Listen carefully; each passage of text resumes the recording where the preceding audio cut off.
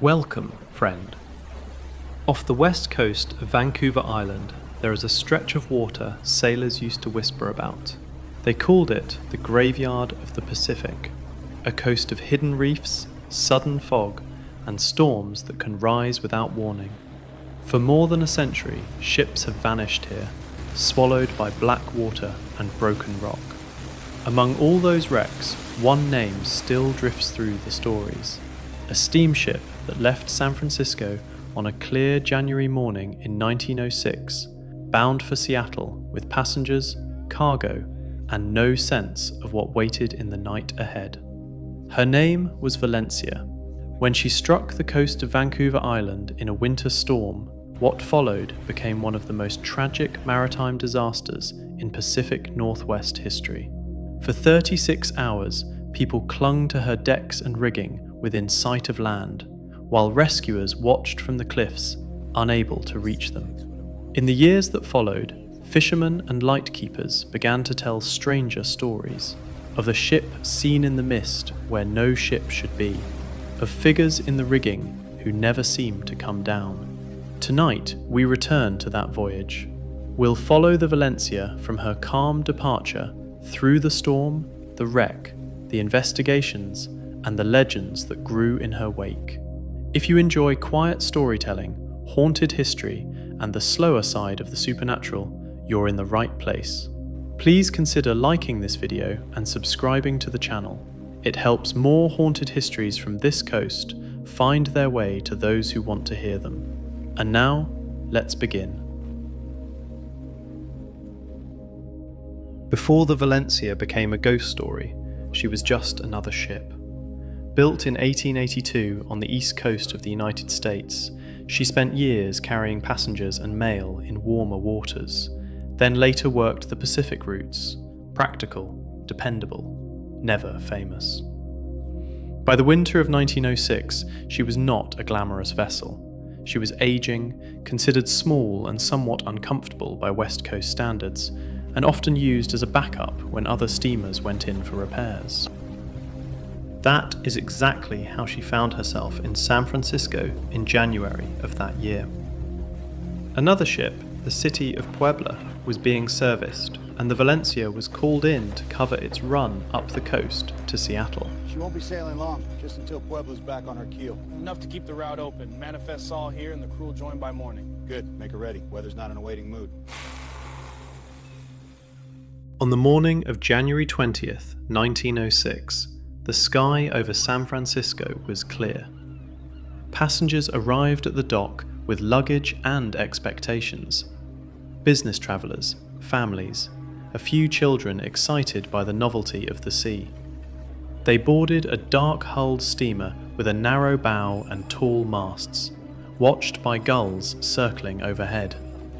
Around them, the harbour clattered with the sounds of a busy coast. Whistles, shouted orders, the slap of water against pilings. The Valencia slipped her lines around 11:20 a.m. and eased out into open water, her bow pointed north. There were at least 108 passengers aboard that day, along with 9 officers and more than 50 crew. Cooks, engineers, stewards, sailors who had done this run many times before, though not always on this ship. None of them knew that for many, it would be their last voyage. At first, everything was ordinary. The ship followed the coast northward, the shoreline visible off the starboard side when the sky stayed clear. Meals were served in the saloon. On deck, passengers walked in the cold air, watching the waves slip by. The Pacific stretched out in broad, steel-grey folds. Too quiet, baby. Somewhere near Cape Mendocino, as the Valencia pushed into the open stretches of the Pacific Northwest, the weather began to turn. Clouds thickened from the west. A southeast wind picked up, bringing with it low, wet air that blurred the horizon into a single mass of shifting grey. By the early hours of January 21st, visibility had fallen sharply. The officers standing watch could no longer see the coastline, only the restless surface of the water and the faint circle of sea illuminated by the ship's own lamps. Rain drifted in sheets across the bow. The steady thud of the engines grew louder as the wind pressed against the hull, drowning out conversation and making shouted orders harder to hear. In clear weather, navigation along this route relied on recognizable landmarks, headlands, lighthouses, points where the coastline bent. But in heavy fog and darkness, the crew was forced to rely on dead reckoning, careful calculations of speed, heading and time, with no visual confirmation of where the ship truly was. Currents off Vancouver Island are strong and unpredictable.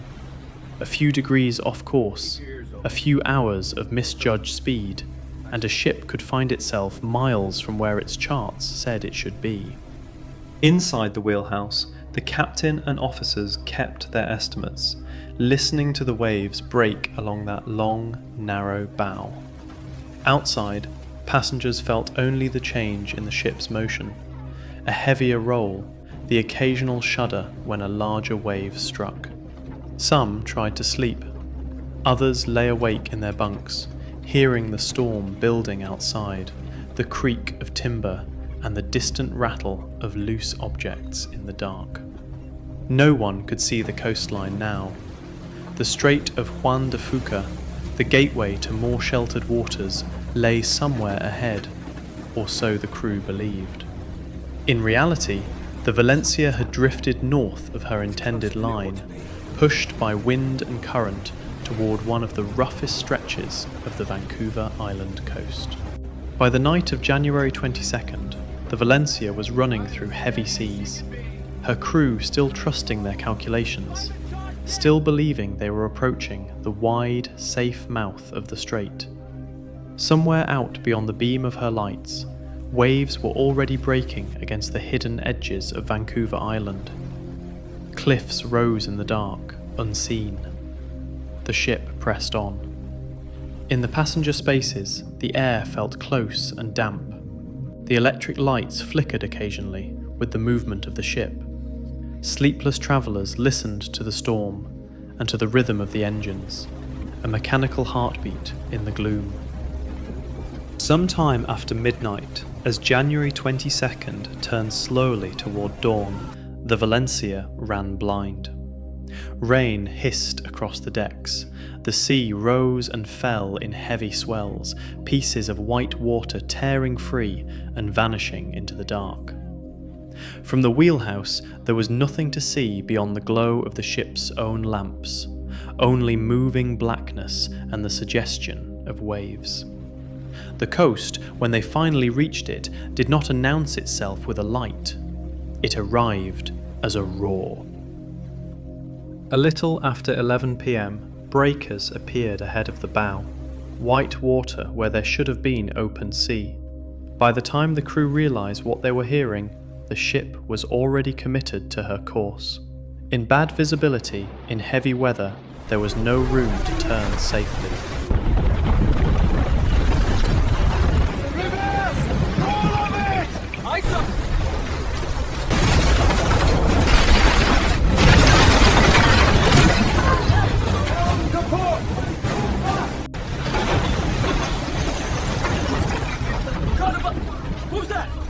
The Valencia struck something hard beneath the water, a reef or submerged rock, and shuddered from bow to stern. Passengers were jolted awake, crockery slid from shelves, voices rose in the cabins, unsure at first if this was just another heavy sea or something worse. The Valencia swung and grounded again, this time closer to shore. Waves pounded her hull, pushing her sideways, grinding her iron plates against unseen stone. Each impact drove the ship higher onto the reef, closer to the base of the cliffs, but no nearer to safety. On deck, officers called for life jackets and ordered the lifeboats to be swung out.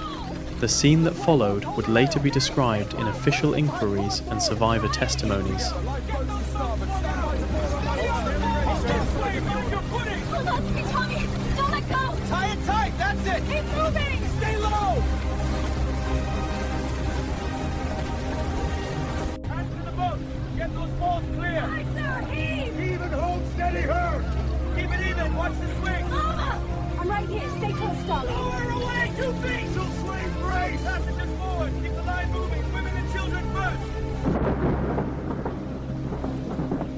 From the reef, the coastline was painfully close. Only a few hundred meters away, a jagged wall of rock and forest rising out of the surf. They could see it when lightning flashed, when the breaker foam glowed briefly in the ship's lanterns. Land was right there, just beyond the reach of the waves. But between the wreck and the shore lay a band of tortured water, white, seething, confused. Currents collided over the rocks. Waves drove in from the open Pacific, broke and doubled back. Still, there was no choice but to try. The crew lowered lifeboats into the churning sea.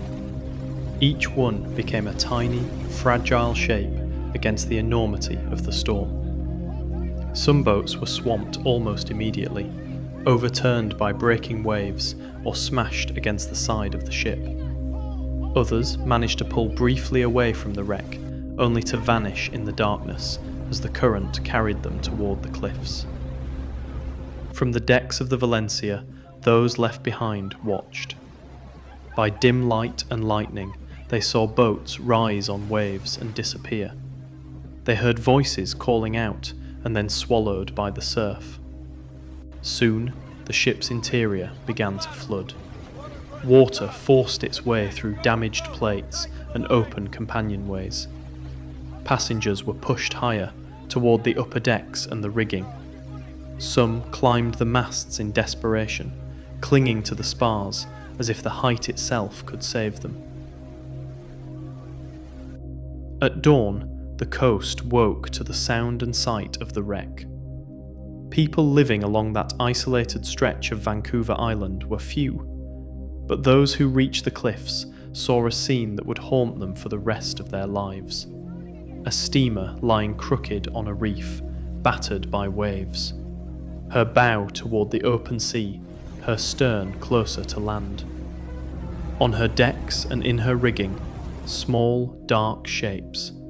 People, holding on as the Pacific tore at the vessel beneath them.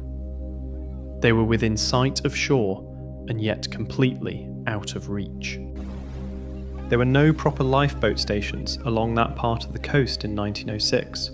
No established rescue service with motor lifeboats or radios. Messengers had to go on foot through forest trails to alert authorities. By the time news of the wreck reached other ships, the sea conditions were already dire. Two vessels, the Queen and the City of Topeka, tried to approach, but the storm would not let them come close enough. They saw the Valencia through breaks in the weather, saw the figures in her rigging, but any ship that pushed too near risked joining her on the reef. Their captains held off, hoping the weather would moderate, hoping the people on the derelict steamer could hang on. On the cliffs above, small parties of would-be rescuers tried to improvise rope systems, lines down to the wreck, life-saving apparatus cobbled together under impossible conditions. Each attempt was defeated by distance, by the angle of the reef, by the relentless force of the sea. All the while, the Valencia was being slowly torn apart. Over the next day and night, the storm continued to batter the stranded ship. Her hull twisted, her upper works were stripped away piece by piece. Those in the rigging clung to the masts as long as they could. Eyewitnesses on the cliffs later said that at one point they saw a group of people gathered near the bow, singing or praying together as wave after wave slammed over the deck. At a distance, in the roar of the storm, it was impossible to know what words they used. Only the posture, shoulders touching, heads bowed, remained clear in memory.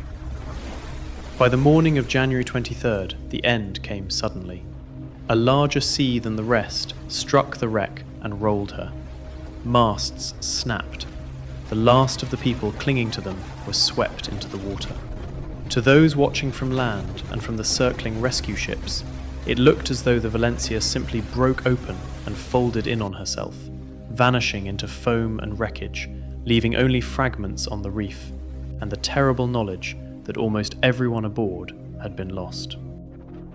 Of the roughly 160 people who had started the voyage, only 37 survived. most of them men who had managed to reach shore in the few lifeboats that made it through the surf. All the women and children aboard were gone. When the last pieces of the Valencia slipped beneath the waves, the official story was supposed to be over. Investigations were held, reports were written, new lighthouses and trails were planned along the coast so that such a disaster would never happen again. But for the people who lived along that shore, and for the sailors who continued to work those waters, the wreck never entirely left.